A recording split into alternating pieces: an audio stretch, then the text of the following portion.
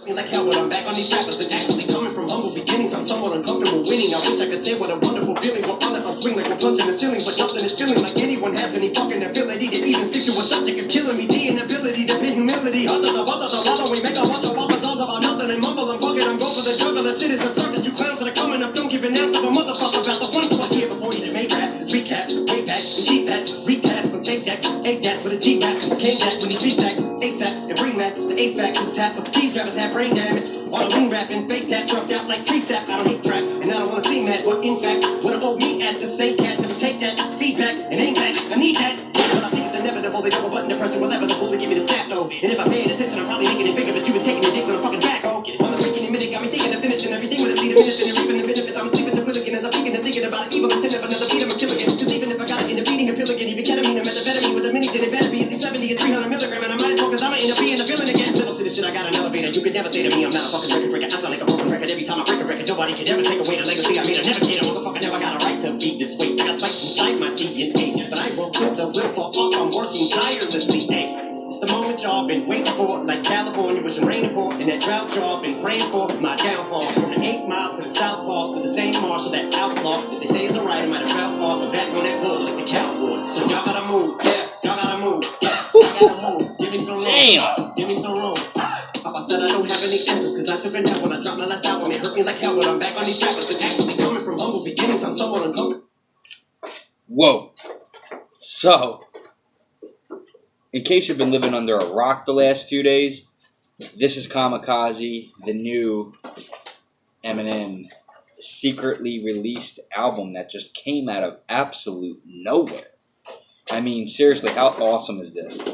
This guy, just a little history.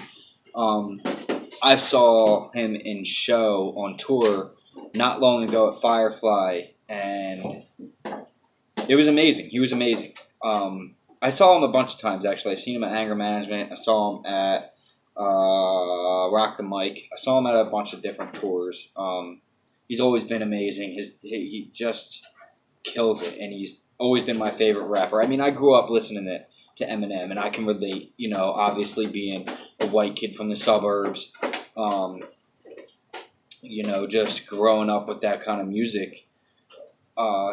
You could relate to it, and a lot of people I knew could relate to it. It just, his music, even my mom likes Eminem, and she was like texting me yesterday, like, "Did you hear the news?" I'm like, "Yeah, I know." So, actually, this was supposed to be her windbreaker from the tour, but I confiscated it, so, sorry, Mom. So yeah, Kamakazi. What do I think about it? Let's talk about it for a few minutes. Storm, she's just a savage over there with a milk. She has a milk container. Where'd she get a milk container? Storm, you know what? She's not eating it, so I'm just gonna let her play for a minute. So that might be in the background. So Kamakazi, he literally. On the back of the album, if you look, it says Slim Shady, produced by Slim Shady and Dr. Dre. Thank God. Because there's no Rick Rubin, because Rick Rubin and Eminem I feel like that's like where he just got a little weird. The beats were I don't like the Rick Rubin thing. Thankfully, he's not on this album anywhere. It's just a dope album. Every song. I like every song. I mean, the skits are even funny with Paul, his manager, Paul Rosenberg. So he literally goes after Drake, Lil Pump, Lil Xan, the guy from the magazine, I forget his name, Charlemagne, just pretty much anybody who dissed him about Revival, which I kind of liked Revival. I only listened to it. I mean, it's probably one of them albums that you listen to once and we're like, okay, and then never listen to it again. It wasn't the greatest, I get it. But, he was just, I don't know. I guess he was doing what he thought the fans wanted. They just didn't want that. They want Slim Shady. And on the back of the album, it literally says produced by Dr. Dre and Slim Shady, not even Eminem. So in case you're not familiar with the whole Eminem, Slim Shady persona, Marshall Mathers, it goes back to D12, where Proof came up with the idea. And if you don't know the story of Proof, I'll give you a little background. Proof was Eminem's like pretty much like best friend, was his best friend until he was killed. He was a member of D12. The whole idea behind D12 was 6 rappers with a multiple personality. So that other personality was the other 6 rappers in the group. So that's why it was D12.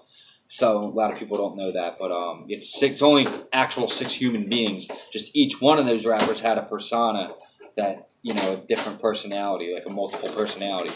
So Eminem, Slim Shady, Marshall Mathers, Slim Shady, 2 different people, 2 different styles of rap. I've always been a fan of Mathers, and also Slim Shady is just like, you know, all the Slim Shady songs. I can't really reference them in this video. I mean, I guess I could, but I kind of want to monetize it, so maybe not. Maybe I can't because I just played some of his lyrics, so I'm not sure. But anyway, it doesn't really matter. You probably know the story of Slim Shady. Proof came up with the idea to do that, and he was taking a poop on the toilet, came up with Slim Shady, and it just kind of stuck, and that's the story of that. So this album is pretty much all Slim Shady.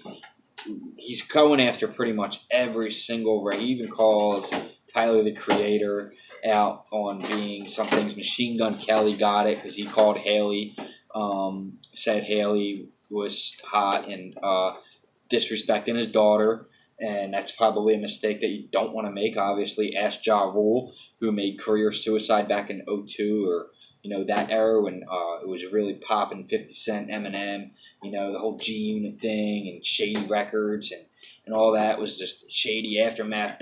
It was just crazy times back then, and I was in high school. I was in 12th grade, so you could just imagine.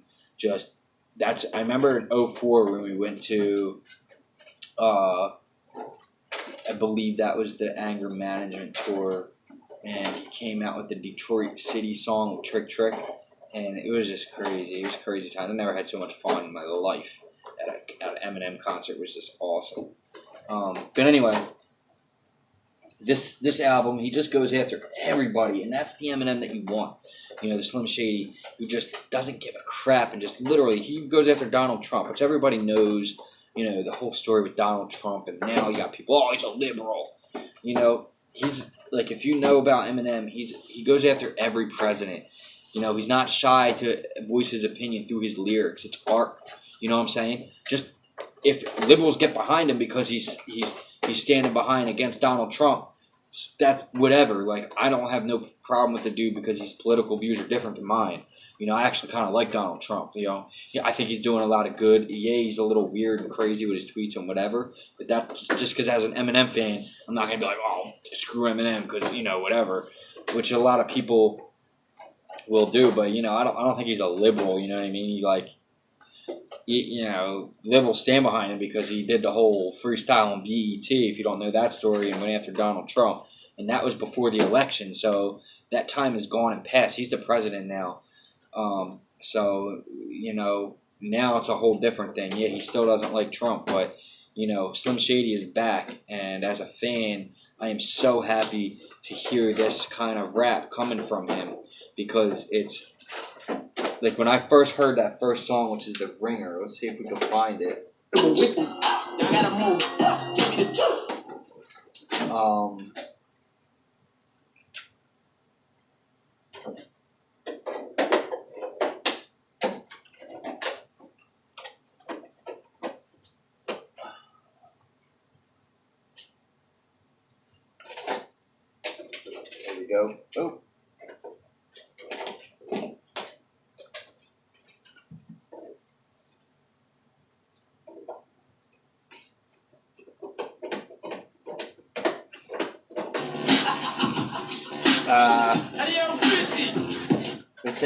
They're taking all of it down. Eminem is super crazy about people putting his albums and lyrics and music up on YouTube without paying for it. So I don't blame him. You know what I mean? You're an artist. You want to get paid for your stuff.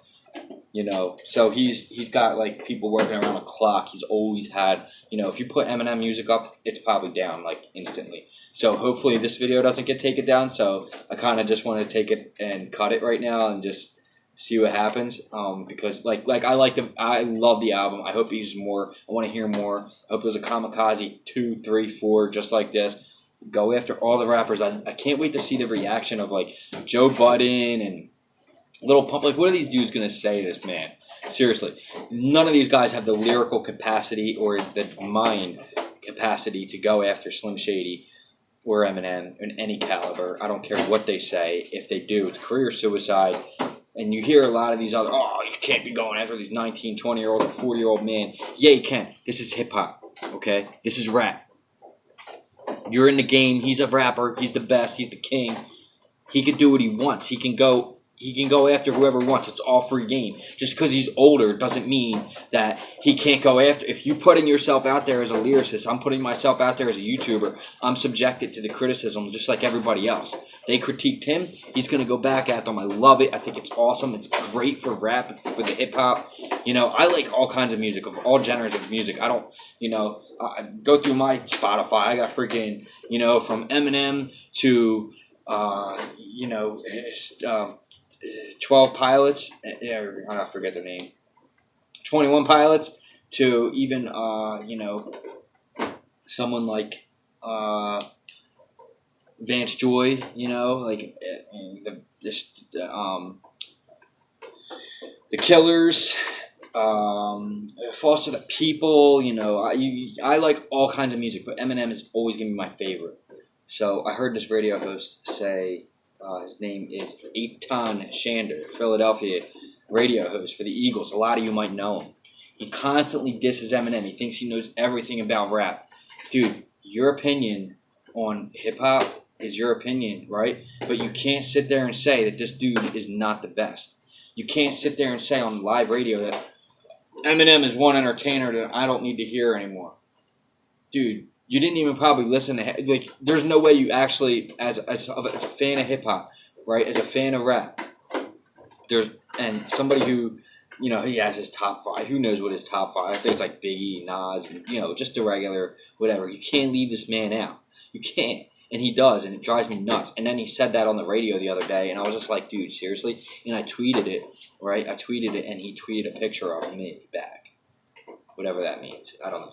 It's like these sports guys always think they have the greatest comeback. It's like your friend, right, that is a sports like fanatic, and you're just like that dude. Like, I love sports. Don't get me wrong. But I love all kinds of things. Like, I'm a man, right? So, like, I like everything. But, like, what I don't like is, like, guys who sports guys, and they're like, oh, you know, they always think they have the greatest comeback because they're so competitive, right? Because that's their sports nature. And they're just like, you know, it's like that guy you, like, made fun of. Like, yo, dude, nice socks, man. He's like, your mom. You know, like that dude. Like, come on, dude. Get out of here. Like, you tweeted me a picture of me. Yeah, like, okay. So what are you trying to say? Like, I'm a dork or something? Like, okay, I'm a dork. Cool. Great. You don't know me. Everybody knows you because you constantly voice your opinion on the radio. And you don't know me for squat. Watch my YouTube channel. Then you might figure me out a little bit. And then you might realize, oh, okay, maybe he actually does know what he's talking about. And maybe I should actually give it a chance. So, like, the thing is about Eitan Shander is that everybody's a little bit tired. I'm tired. Personally, I'm tired of hearing your voice on 97.5 because it's oversaturated, and that's what I tweeted to him. Like, it's oversaturated, your voice on this freaking radio station, dude. Like, you're in the AM, you're in the PM, you're all over this radio station. Now, I'm tired of just, like, every time I listen to the radio, I got to hear Eitan Shander. And then every other day, he's like, oh, Eminem sucks, you know. And then when he said, oh, I don't want to hear this entertainer, like, I'm just like, I don't want to hear you. So how would you like to hear that as somebody who's, you know, built themselves up to the place where he has in his career, and then you got people like you that are like, oh, this is a guy I don't need to hear from anymore. Dude, you seriously? Like, what if somebody said that to you? You're just going to hang it up? Like, so, like, dude, this is, like, crazy to me. Like, give the guy some respect. That's like telling Elvis or, like, Elton John or the Beatles, like, if they're still around, like, yeah, hang it up, guys. You know, you're the greatest. Hang it up now. That's not, this guy, this man here is the greatest rapper to ever walk the face of the earth lyrically. I understand, like, not everybody can relate. You know, a lot of the African-American communities cannot relate to his lyrics, but there's no denying that his storytelling capabilities, his rhyme capabilities are insane. You know, just the way he rhymes with words that aren't supposed to rhyme because of the way he stretches out the syllables in a way like orange. You can't rhyme with orange, but you can because that's the color that the car's in. So, like, if you do, like, rap like that, you know, then you can understand where this man's mind comes from. And it's a talent to be able to do that and put together a story and just, you know, like, because I was a rapper for a long time. Like, I released a song. If you can find it, it's on MySpace Music. I told people to find this before. It's called No Guts, No Glory by Billy Toxic. I think my name was actually, Billy Toxic on Facebook Music somewhere. But yeah, I used to hip hop because this man was my idol. You know what I mean? I grew up listening to him. I wanted to be just like him.